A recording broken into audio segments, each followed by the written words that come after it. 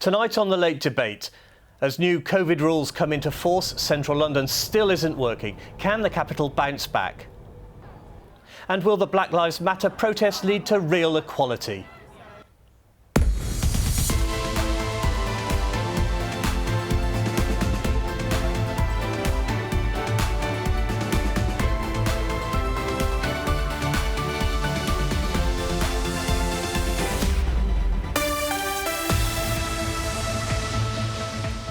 Well, it's been a long time, but welcome to The Late Debate. We're back after more than 7 months away. The reason? The coronavirus pandemic and lockdown, which had such a dramatic impact on London. By the middle of March, the alarm bells were ringing loudly. In Clerkenwell, Italian pensioners practiced social distancing on the dance floor, but this would be their last weekly get-together for a long time. Within hours, the Prime Minister delivered a sobering message. This is the worst public health crisis for a generation. I must level with you, level with the British public. More families, many more families, are going to lose loved ones before their time. Days later, people were told to work from home if they could. Then pubs, restaurants and cafes were ordered to close. The West End shut its doors. That's true, it's only £10 there. But that weekend, the flower market on Columbia Road in Hackney was as busy as ever. On the Monday after, lockdown arrived. From this evening, I must give the British people a very simple instruction. You must stay at home. The military was given the job of building a 4,000-bed COVID hospital in London's XL Exhibition Centre. It was called the Nightingale. You should not be using public transport or travelling for anything other than essential journeys. Police patrolled tube stations, but London's transport network would be tested by lockdown. North Acton was one of a number of hotspots where social distancing wasn't possible, and it soon became clear that a disproportionate number of bus drivers were dying. After pressure from unions, Transport for London banned passengers from using the front door. The clap for carers became a weekly ritual for millions of people. At Windsor, the Queen offered words of reassurance in a rare broadcast to the nation. We should take comfort that while we may have more still to endure, better days will return. We will be with our friends again. We will be with our families again. We will meet again. But lockdown devastated London's economy. There were few commuters and no tourists. Thousands of jobs have been lost, more will follow. And no one can say for certain what London will be like when it's over. And to give us their views on the way ahead and how the government has dealt with this unprecedented pandemic, I'm joined in the studio by Dawn Butler, the Labour MP for Brent Central, Nikki Aiken, the Conservative MP for the cities of London and Westminster, and from a separate studio for social distancing reasons by Sarah Olney, the Liberal Democrat MP for Richmond Park.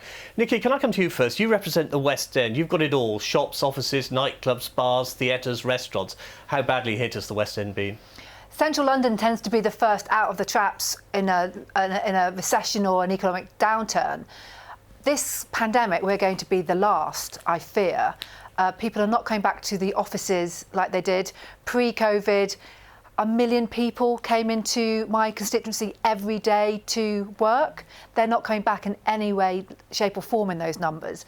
And it has a real knock-on effect for the shops and the cafes and the restaurants. These are small businesses usually. There are the big boys, obviously the big M&S's and the John Lewis', but in the main, they're more small businesses and they are really hurting. What about the arts? Should your government reverse its decision on furlough and extend it for the arts? Well, I think the furlough scheme has worked really, really well. The arts, we've had a £1.5 billion culture sector package, and I was very much involved in getting that. Theatres and cultural venues are going to need more help because they're not going to be opening probably this time, this year. Sarah, can I turn to you? You represent Richmond Park. We've heard talk of the bagel effect, where the suburbs are thriving while the centre of London isn't. Is that the case in Richmond Park?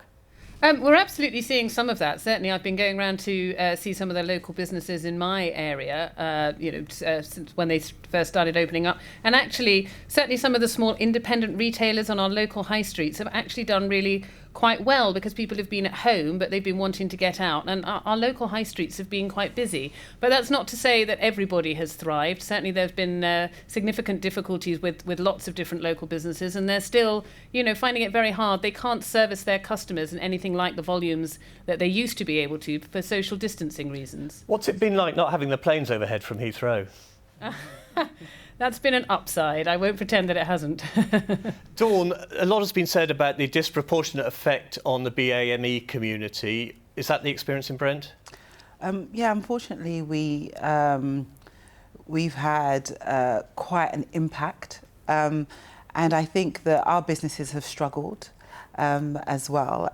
We've had a high death rate, but that all it's done is really highlighted the issue that's gone on for a long time before COVID, the inequalities that existed before COVID. That's just been magnified because...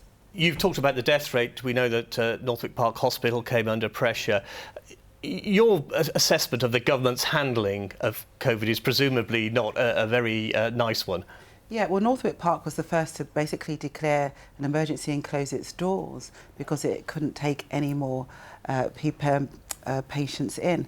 But the government's handling from the very beginning has been lacking.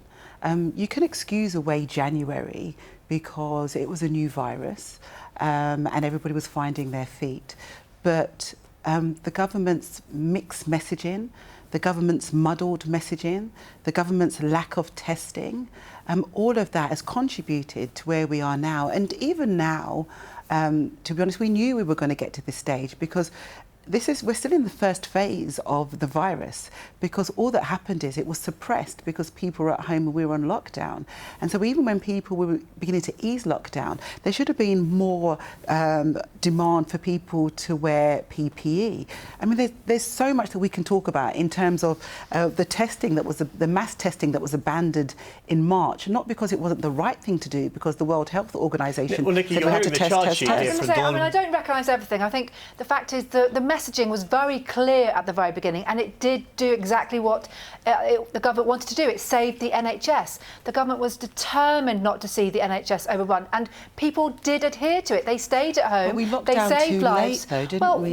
Well, when the messages came out at the end of March, it was very clear we all stayed at home, and that's why we've been able. We haven't seen a second peak. But that is in the end. It's like you have to drag the government I just don't recognise that. No, and screaming. That's why we're far behind. That's why we've got the highest death rate than any European country. That is why we gave up. Agree. That's why the government, instead of rolling out mass testing, decided that it was going to stop mass testing in March. Nikki, can I just bring in Sarah here? Sarah, what is your experience of testing out in your constituency?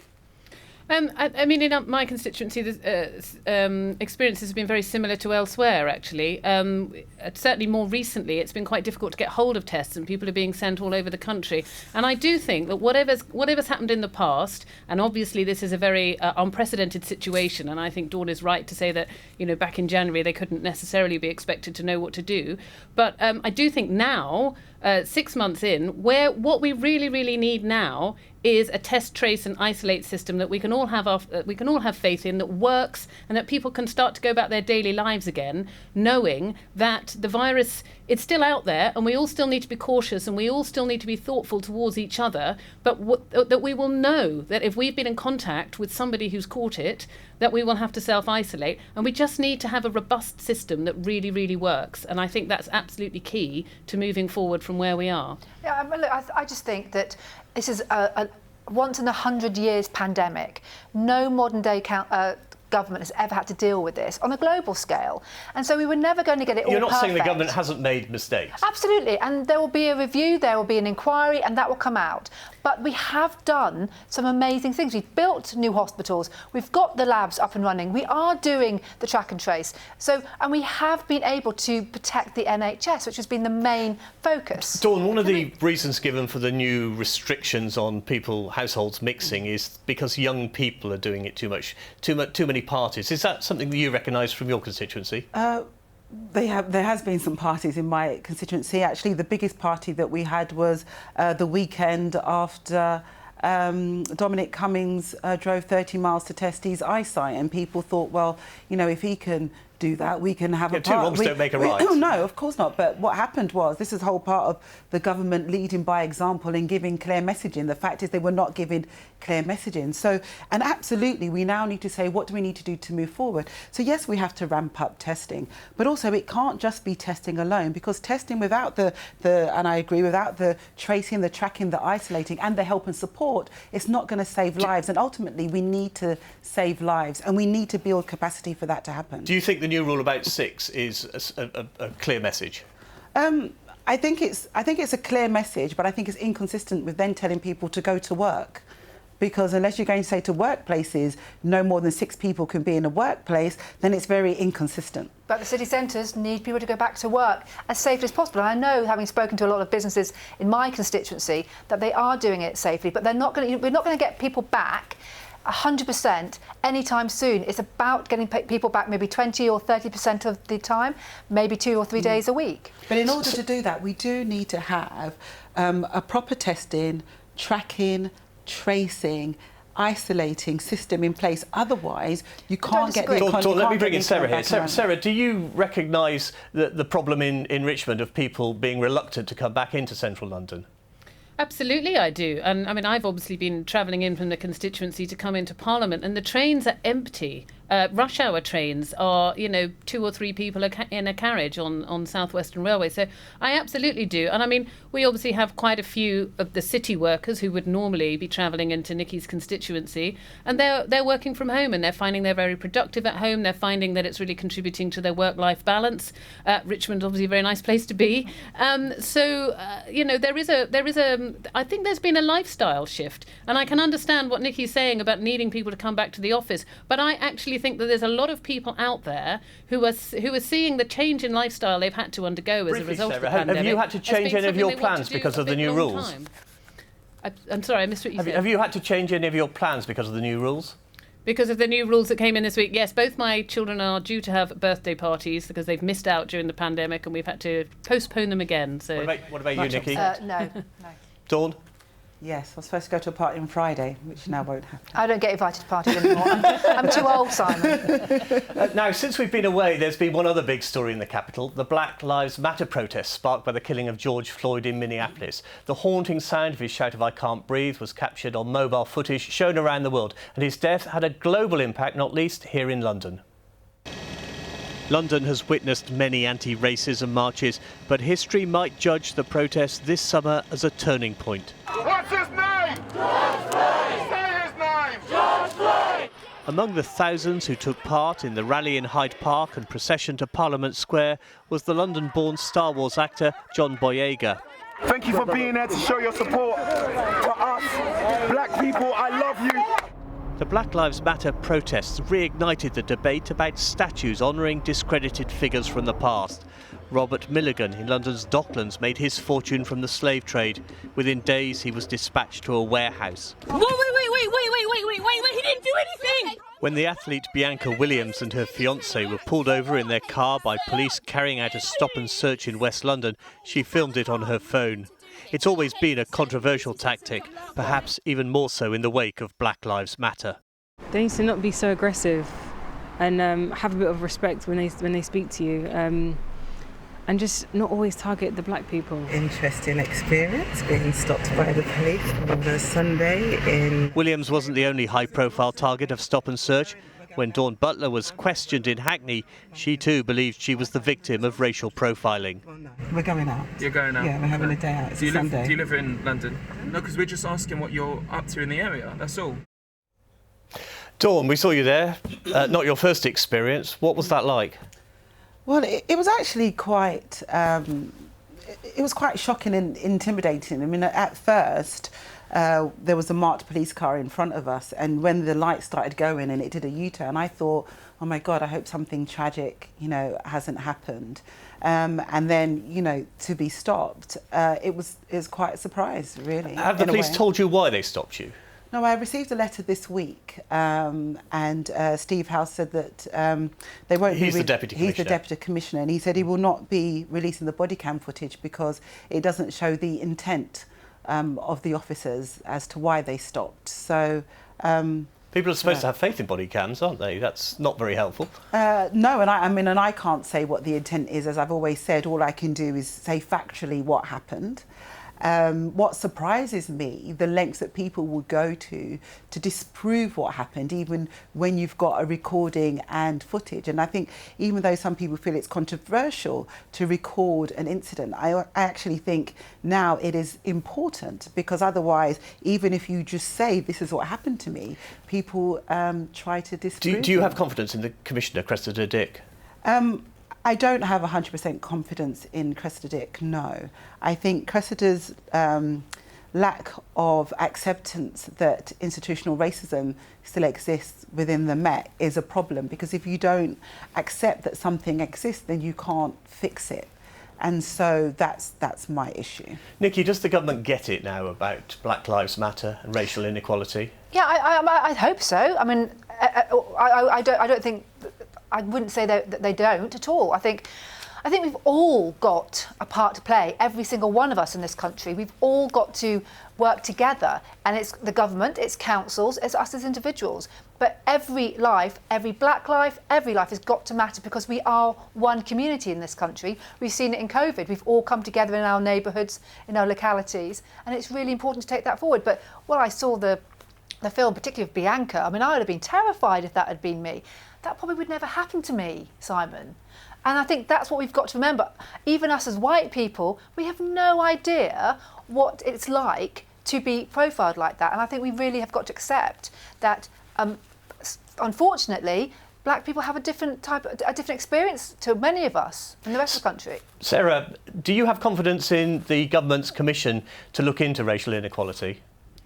I think it's high time we saw some actual action. There have been so many reviews, so many reports. We've had the Lamy report, we've had the lessons learned from the Windrush scandal, and it's high time that they just started showing some action, actually putting some of the recommendations into place. Because I think, obviously what that footage of what happened to Dawn there, I mean, I find that so eye-opening. Nothing like that has ever happened to me, and I know why it's happening to Dawn and not happening to me, and I find that absolutely shocking. And I think one of the things about the Black Lives Matter movement, it actually was one of my biggest postbags I've had as an MP. So many people were really, really struck by what happened to George Floyd, and that sort of outburst of real kind of something must be done. And I would really like to see the government, act on that. I think now is the time, and I think, I'm worried that some of that momentum has already been squandered. I don't think it will be. It's high time. I think we will. I think, with the Commission now, I understand that it's another Commission, but we do need to understand what is happening, particularly post-COVID. I know. I think the Commission is just another way to kick it into the long grass. It's just a pivot and a distraction. No, and actually, instead of having a Commission, the government should just have implemented the 200-odd recommendations from all the previous reports. Even looking at the stuff that Theresa May did, and just implement. She did some amazing work. I did speak to the Home Secretary personally about the Windrush scandal, and she was appalled when she read the report, and she is determined to clean up the Home Office's act on that. I can tell you that for sure. You've talked about your postbag, so you've had constituents saying that they've had experiences similar to Dawn. Not really, no. What I've had is people saying how distraught they were to see what happened to George Floyd, to see what's happened recently in the States, and also with what happened with Belly, who was a woman who worked in Victoria Station, who died of COVID. And there was a police investigation which found that it wasn't caused by the passenger that was originally thought. But I did get an awful lot of correspondence, and I was that's why I took it forward and spoke to the British Transport Police Commissioner and took it forward, because people have got to be listened to, and we've got to all of us accept that black people, Asian people, ethnic minority people do have a different experience to white people in this country. Dawn, how do you stop young black men being killed? Because it is predominantly young black men being killed by knife crime without stop and search. Oh, well, we have to have a public health approach. Stop and search, out of 100 stops and search, only 15% result in some kind of action. So that means that it's not a very successful tool. So we have to have a tool that is more successful and built on intelligence and proper intelligence. So we have to have a whole public health approach to violent crime. The Mayor's got the violent reduction unit, and we need to start investing and building in that and doing what Scotland did. You know, when Scotland was the knife capital of the UK, and they put a lot of money, resources, they focused on activities, and they've got that right down now, and we need to take a leaf out of their book, like the Mayor's doing. The biggest issue, though, for us in London is the drugs. It's the drug market. In Scotland, in Glasgow, it was very much alcoholism, but in London, it's about the drug market, and younger people, particularly boys, are being dragged into it through county lines, and they again are victims as much as they are perpetrators. And I think we have to focus also on the people who are taking the drugs. Yeah, absolutely. The middle classes, the people who are absolutely. taking, and if the police focus on that end of the scale, they'll probably have a better success rate than focusing on the people at the bottom end. Sarah, you represent a constituency in the leafy suburbs, but you're not untouched by violent crime, by drugs. What do people out there think about stop and search?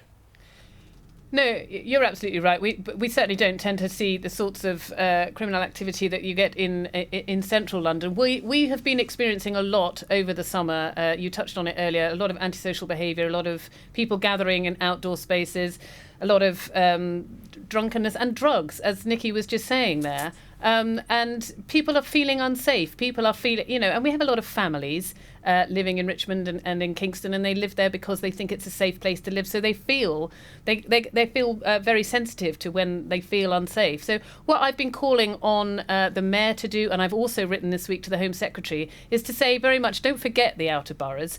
We don't have the same policing issues in Richmond and in Kingston as we do central London, and I hear what Dawn is saying about the priority needs to be violence reduction. What we just need in Richmond is more of a police presence, just to deter people from gathering in outside spaces, just to deter the drug dealers. We do get quite a lot of drug dealers in Richmond, and that's all we're really asking for. We just need a greater police presence, and I really hope that some of the extra money that was promised to the police in the Conservative manifesto can make its way to the Met, and that we can get a bit of that in the outer boroughs, so that we've got that greater police presence. The 20,000 police officers, that was the commitment, that are being recruited. Many of them come into Westminster first But they did get rid of 21,000. Well, Nikki, Dawn, we're running out of time. Can I just ask you one quick question? Simple yes or no answer from both of you. Oh, no. Do you think this summer was a turning point? For what? For race relations, racial equality. I hope so. Thank you very much indeed to all my guests tonight, to Dawn, to Nikki and to Sarah. Thank you for watching. We'll be back with the Late Debate at the end of next month.